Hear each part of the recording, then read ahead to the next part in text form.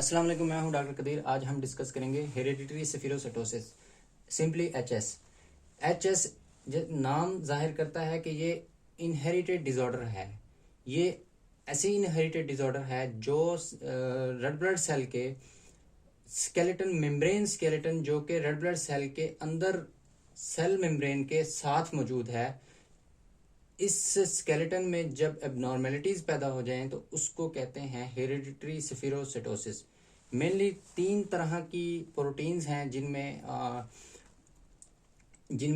जिनके जीन्स में वो जीन्स जो इन 3 प्रोटीन्स की कोडिंग करते हैं, अगर उनमें म्यूटेशंस हो जाएं, उन म्यूटेशन के ज़रिए वो प्रोटीन्स ठीक तरह से ना बने, एबनॉर्मल प्रोटीन्स बने, तो वो स्केलेटन को, जो मेम्ब्रेन स्केलेटन है, उसको मेंटेन नहीं रखती और लिपिड बाइलेयर की कॉन्टेक्चर और उसकी इंटेग्रिटी को मेंटेन नहीं रखती। जिसमें पहली प्रोटीन बैंड 3 प्रोटीन है, जिसको आयन ट्रांसपोर्टर भी कहते हैं, और दूसरी प्रोटीन है एंकायरन प्रोटीन, और तीसरी है स्पेक्ट्रिन प्रोटीन। इन 3 प्रोटीन्स के जीन्स में म्यूटेशन हो जाए तो हेरिडिटरी सेफिरोसिटोसिस हो जाता है। बाज़ दफ़ा उस जो 4.2 जीन्स, जो 4.2 प्रोटीन बनाते हैं, जो जीन्स, उनमें अगर म्यूटेशन हो जाए तो वो भी सेफिरोसिटोसिस में आएगा। इसमें जो स्पेक्ट्रन है, स्पेक्ट्रन के 2 पॉलीपेप्टाइड चेन्स हैं, अल्फा और बीटा। अल्फा और बीटा ये डाइमर्स हैं, यानी कि 2 इसकी चेन्स हैं, और ये हेड टू टेल मिलकर ये टेट्रामर बनाते हैं। 1 2 3 4 टेट्रामर बनाते हैं। और इसकी टेल, बीटा स्पेक्ट्रन की टेल एक्टिन ओलिगोमर के साथ अटैच होती है। और ये तो थी स्पेक्ट्रन प्रोटीन। और एंकायरन प्रोटीन 4.2 के जरिए बैंड 3 से अटैच होती है। और इसमें एक्टिन प्रोटीन बैंड 4.1 के जरिए ग्लाइकोफोरिन ए प्रोटीन इसके साथ अटैच होती है।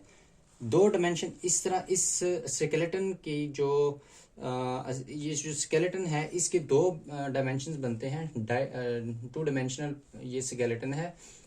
एक है ये डायमेंशन, ये पूरा स्ट्रक्चर, और दूसरा ये डायमेंशन है। इसमें पहले में ये बैंड 3 आ गया, जिसको आयन ट्रांसपोर्टर भी कहते हैं, और 4.2 भी आ गया बैंड, और इसमें एंकायरन प्रोटीन भी आ गई, और इसमें स्पेक्ट्रन भी आ गई। और दूसरा बैंड जो है, दूसरा डायमेंशन जो है, इसमें ये एक्टिन ओलिगोमर आ गया, 4.1 बैंड आ गया, और ग्लाइकोफोरिन ए प्रोटीन आ गई।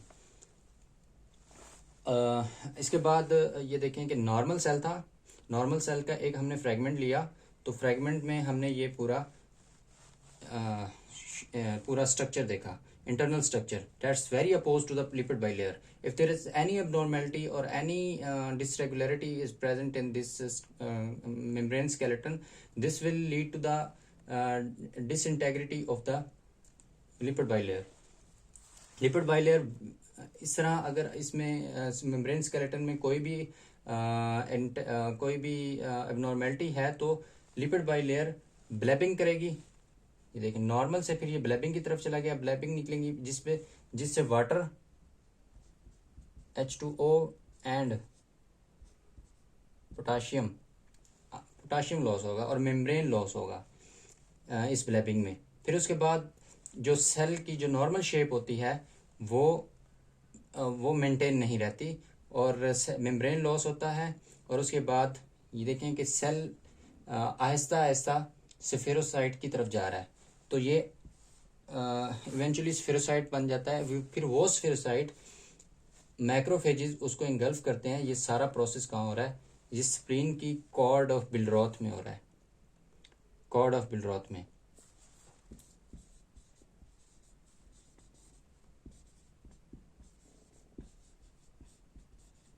कॉर्ड ऑफ बिलरॉथ में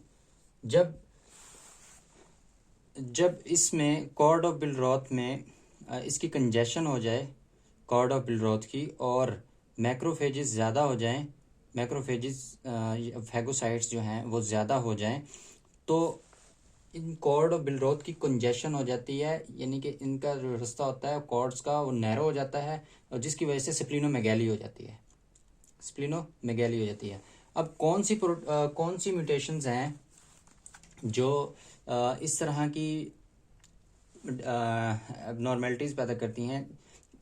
फॉर एग्जांपल बैंड 3 में, एंकायरन में, स्पेक्ट्रन में, या कभी कभी 4.2 में, 4.2 बैंड में ये म्यूटेशंस इनको डिसफंक्शन करती हैं इन प्रोटीन्स को, जिसकी वजह से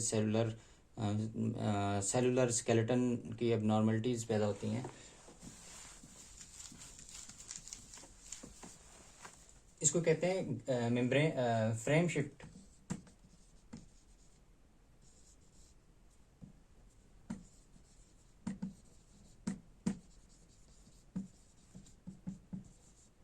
फ्रेम शिफ्ट म्यूटेशन या तो इंसर्शन होती है,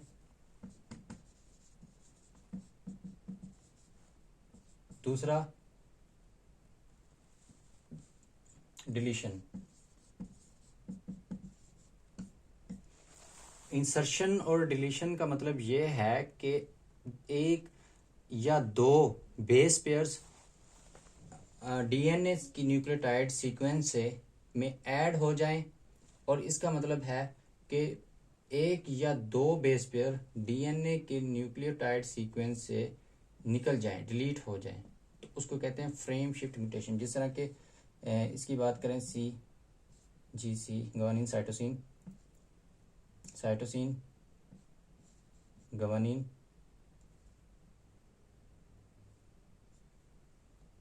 और उसके बाद थायमीन,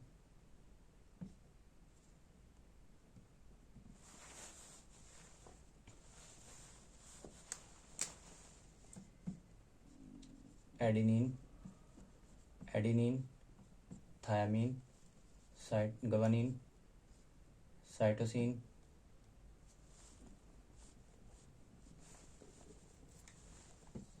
गवानीन, साइटोसिन। ये है इंसर्शन, यानी कि दो न्यूक्लियोटाइड यहाँ पे जो न्यूक्लियोटाइड बेसिस हैं वो यहाँ पे अटैच होगी, दो या दो से ज़्यादा, तो इसको कहते हैं इंसर्शन। जब नॉर्मल न्यूक्लियोटाइड सीक्वेंस से ये दोनों निकल जाएं, या कोई भी सेगमेंट निकल जाए, कोई भी बेस पेयर निकल जाए, तो उसको हम कहते हैं कि ये डिलीशन हुई है, कि ये डिलीशन हो गया। तो ये इस तरह की फ्रेम शिफ्ट म्यूटेशंस उस जीन्स को जो B3 एंकायरन और स्पेक्ट्रिन बनाते हैं, वो जीन्स, उनमें अगर ये इंसर्शन या डिलीशन हो जाए, ये फ्रेम शिफ्ट म्यूटेशन हो जाए, तो वो ये एबनॉर्मल एंकायरन, स्पेक्ट्रिन और बैंड 3 बनाएंगे। फिर उसके बाद सेफेरोसाइटोस जो इसको मैक्रोफेज जो होते हैं, स्प्लीन के मैक्रोफेज, जिनको हम साइनस हिस्टोसाइट्स भी कहते हैं, वो इसकी इंगल्फमेंट करते हैं और इसकी लाइसिस करवा देते हैं। वहाँ पर अगर पहले मैंने जैसे बताया कि वहाँ पर कॉर्ड ऑफ बिलरोथ में ज़्यादा साइनस हिस्टोसाइट्स ज़्यादा हो जाएं, और वहाँ पर ये सेफेरोसाइट ज़्यादा हो जाएं, तो वहाँ पर कंजेशन हो जाती है, जिसको स्प्लीनोमेगैली कहते हैं। फिर उसके बाद दूसरा फ्रेम शिफ्ट म्यूटेशन के अलावा जो प्रीमेच्योर स्टॉप कोडॉन होता है, वो भी आकर इसमें इसकी जो ट्रांसलेशन प्रोसेस है, ट्रांसलेशन हो रही होती है इन प्रोटीन्स की, उसको रोक देता है, प्रीमेच्योर स्टॉप कोडॉन।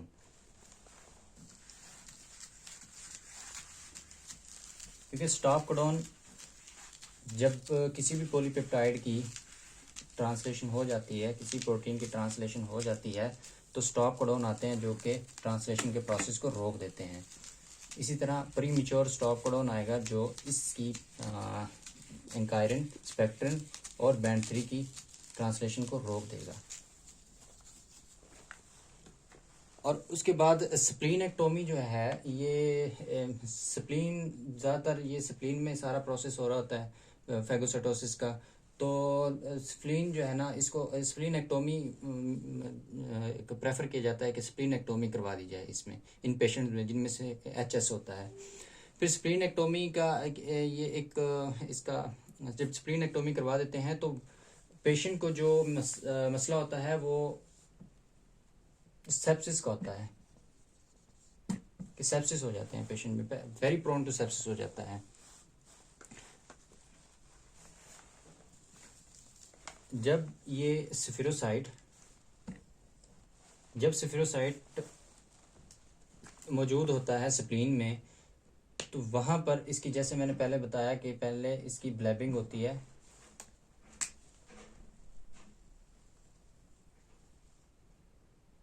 ऐसे ब्लैबिंग हो रही थी। ब्लैबिंग में क्या होता है, potassium cell membrane, water loss हो जाता है, और इसमें पीएच कम हो जाती है। स्प्लीन के अंदर ये सारा प्रोसेस हो रहा है, पीएच कम हो जाती है और ग्लूकोज कम हो जाता है, ग्लूकोज भी कम हो जाता है।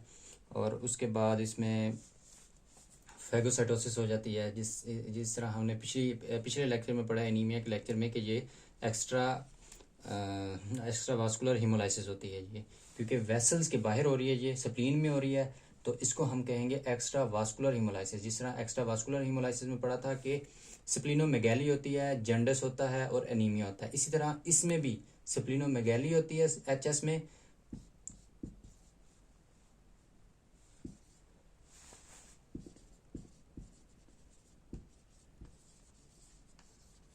स्प्लीनोमेगैली,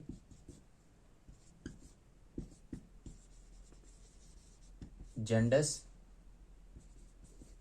और इसमें एनीमिया। सेफिरोसाइटोसिस भी एनीमिया काज करता है। और उसके बाद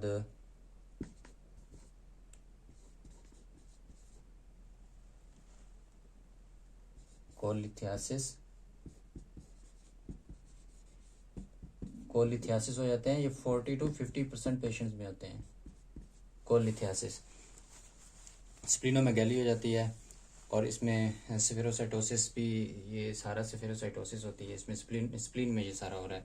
और जब हम इसकी मॉर्फोलॉजी देखते हैं क्लिनिकली, तो इसमें हम जो रेड ब्लड सेल होता है, कुछ छोटे होते हैं, कुछ इस तरह के छोटे रेड ब्लड सेल होते हैं, और कुछ होते हैं इस तरह के बड़े। छोटे रेड ब्लड सेल जो होते हैं वो यंग रेड ब्लड सेल्स होते हैं, और जो बड़े रेड ब्लड सेल्स होते हैं वो बड़े जो रेड ब्लड सेल्स होते हैं वो यंग होते हैं और छोटे ओल्ड होते हैं। क्योंकि जो बड़े रेड ब्लड सेल्स होते हैं वो, उन्होंने मेम्ब्रेन लॉस नहीं किया, वो मेम्ब्रेन लॉस उनमें नहीं होता। तो जो छोटे रेड ब्लड सेल्स होते हैं वो मेम्ब्रेन लॉस कर करके छोटे हो जाते हैं, ये ओल्ड सेल्स होते हैं। और इसमें जो सेंटर होता है ये पैलर होता है, इसमें सेंटर जो होता है पैलर नज़र आता है हमें। और ये हाइपरक्रोमिक हमें कलर शो करते हैं, इसमें डार्क स्टेनिंग होती है इनकी। लेबोरेटरी में अगर हम देखें तो डार्क स्टेनिंग शो करते हैं। और उसके बाद जो मेन पॉइंट है डिस्कस करने के लिए वो है, इसमें एक तो ये देखें कि यहाँ पर याद रखें कि इसमें मेम्ब्रेन, इसमें वाटर लॉस हुआ। एक और तरीका है, एक और इसमें स्टेप आता है जिसमें एचएस में कि वाटर लॉस, वाटर एंटर होता है। कि जैसे हम इस रेड ब्लड सेल को, सेफिरोसाइट को, अगर हम नॉर्मल रेड ब्लड सेल को साल्ट सोल्यूशन में रखें, हाइपोटोनिक,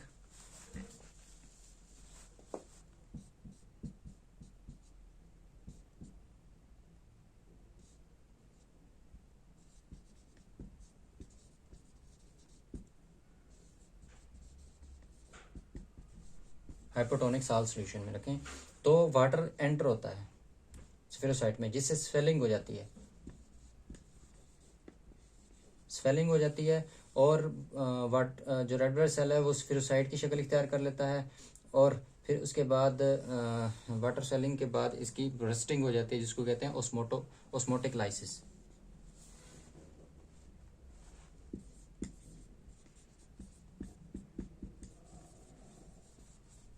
ऑस्मोटिक लाइसिस हो जाती है।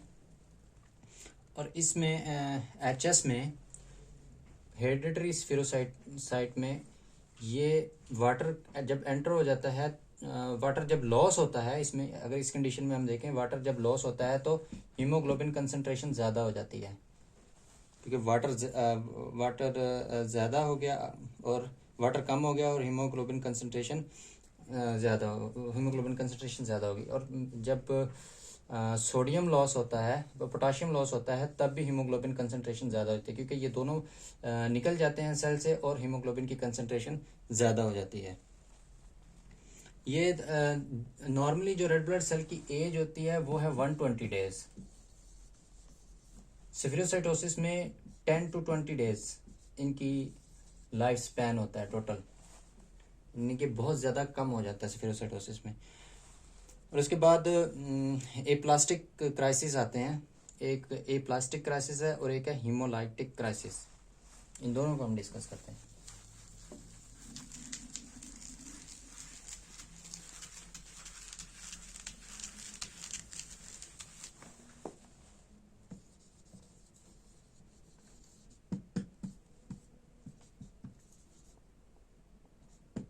एप्लास्टिक क्राइसिस क्या होता है?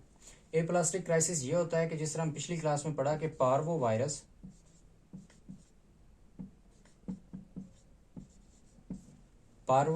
B19 का इन्फेक्शन जब होता है बोन मैरो में, तो बोन मैरो में मौजूद एरिथ्रोइड जो प्रिकर्सर्स होते हैं,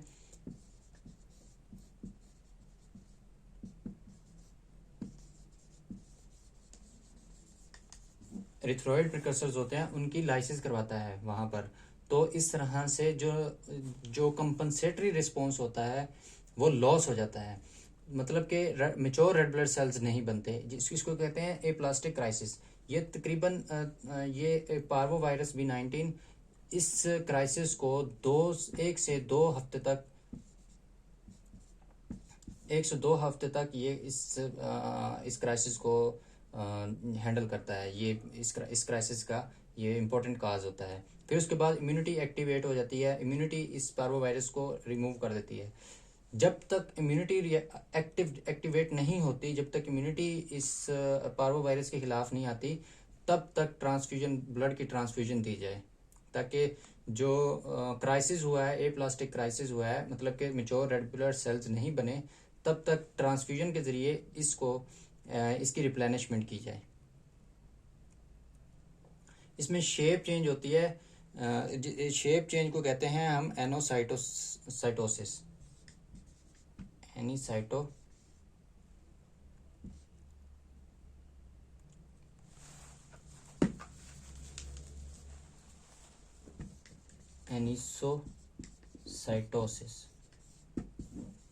जब रेड ब्लड सेल की शेप में चेंज आती है तो उसके लिए एक टर्म है जिसको हम कहते हैं एनिसोसाइटोसिस। और दूसरा है हीमोलाइटिक क्राइसिस। हीमोलाइटिक क्राइसिस जो है इसकी लेस क्लिनिकल सिग्निफिकेंस होती है।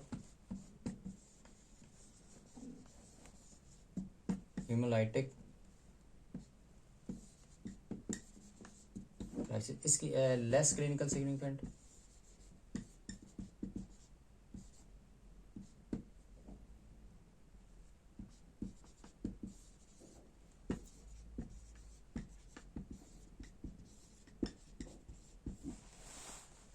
क्लिनिकल सिग्निफिकेंस लेस होती है।